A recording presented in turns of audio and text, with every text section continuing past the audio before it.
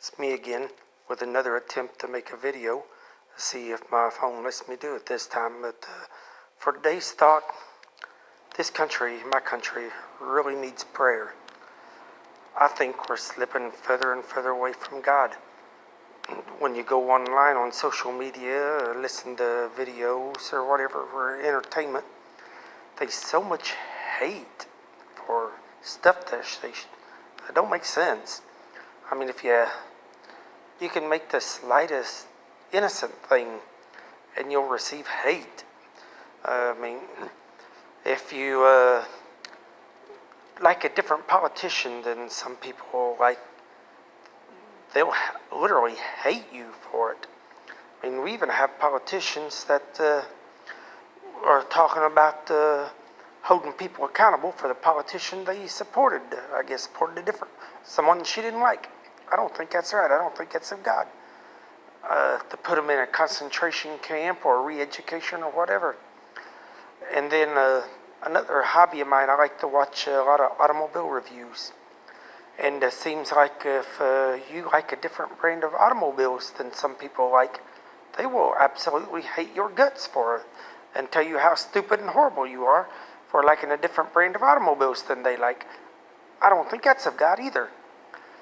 I think, and then this country seems like we celebrate sin.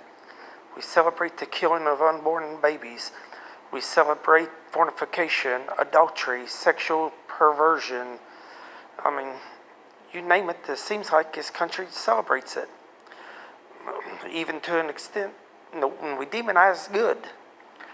And, when I was growing up, I never heard about people wanting to deal with any kind of paganism or any kind of witchcraft or anything. Now, even in your small towns, you'll run across somebody that wants to get involved with that.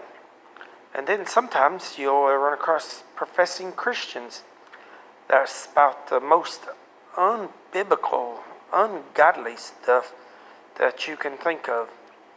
I mean, you'll run in. What's really bad is when professing Christians spread bigotry and hatred. And I'm not talking about racial stuff. I'm against that too.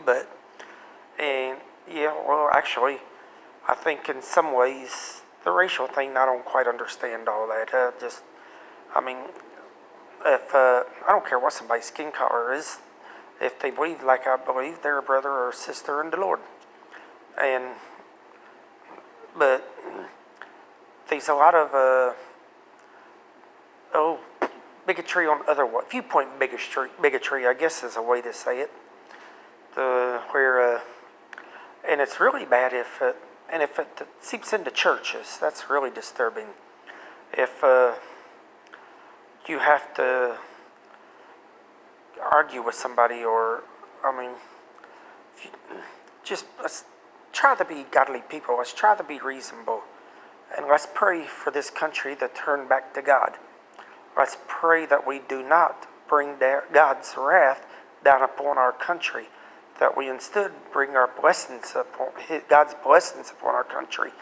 Let's pray that we stop the nonsense and draw closer and closer to God and become a more godly nation than we've ever been before. And I'm not telling people not to have political views. I'm not telling people not to vote. It's pretty much between you and God. But I do believe if you are going to get involved with politics, try to pick somebody that, whichever candidate issues or that may be closer to godly. But I'm not trying to. I don't want to get into too much of that. If just because somebody is a Republican, Democrat, or some third-party candidate, don't mean we should hate them, and don't mean we should wish ill or evil upon them.